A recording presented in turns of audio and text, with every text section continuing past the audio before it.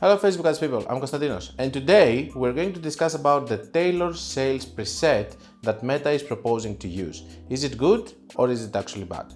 If you're lazy and you don't want to watch the whole video, I would suggest you not to use it, so you can go now and do whatever else you have to do with your precious time. For all the other that they want to stay, so that we can go into my PC and show you how it's working and why we should not use it, because it's a little bit more technical, what we win, what we lose in terms of the settings. Let's go into my PC and let me show you what it is, how it works. Most of you are not going to have it into your other accounts. It's only on some other accounts, I guess, and maybe Meta is never going to use it at all, but you should know if you see it into your other accounts, if it's good or bad to actually use it. Let's go. And let's see, I have one other account that we have this option. If we press create, for example, here and we press sales, and then we press continue, we can see that we have this option, tailored sales campaign.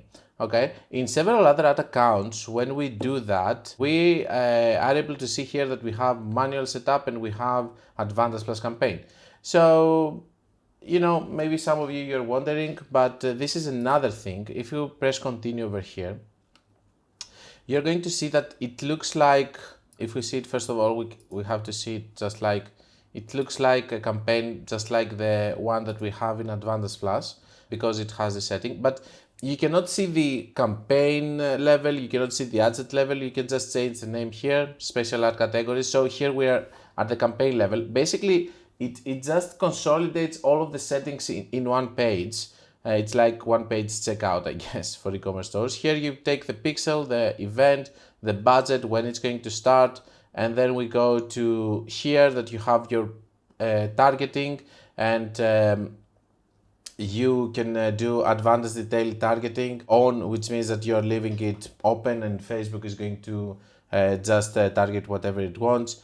I was thinking of doing another video about detailed targeting, but I don't want to just produce videos just to show you this setting and that setting and that setting, because you know, I have better things to do with other videos, I guess. But detailed targeting, it's something that Meta is pushing, because the algorithm is becoming better and better with broad targeting, so now they're pushing that.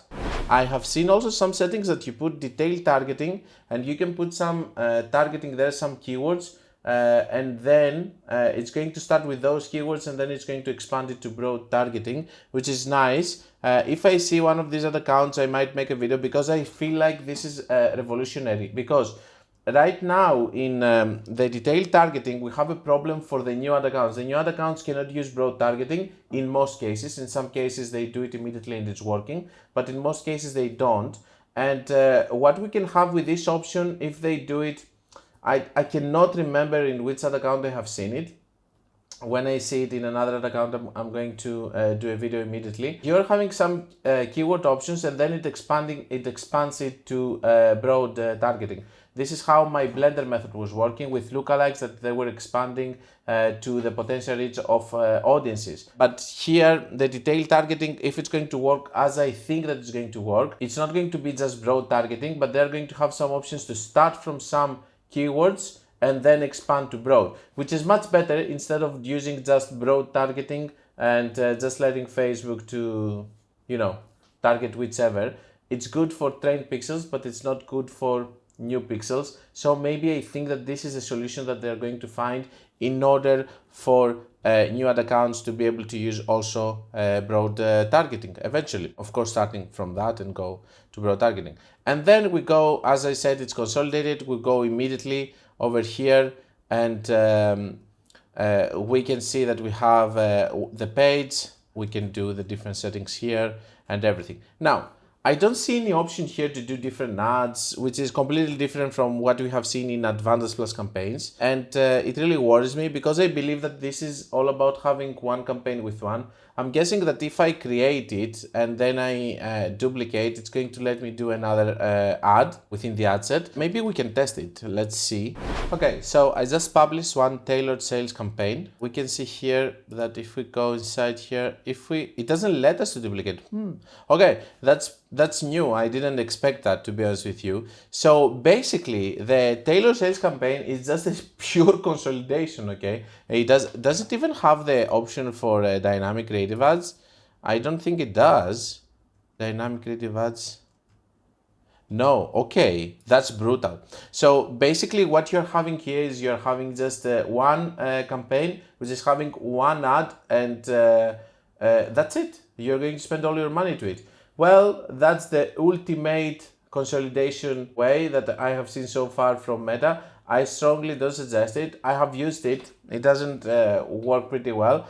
And of course, it's the same thing as doing one campaign with one ad set and one ad. At least on Advantage Plus campaigns, we have a lot of different ads and then we can optimize it also. I don't like solutions from Meta that you just do this, spend your money and that's it. You're going to get some results and you have no option of optimizing anything.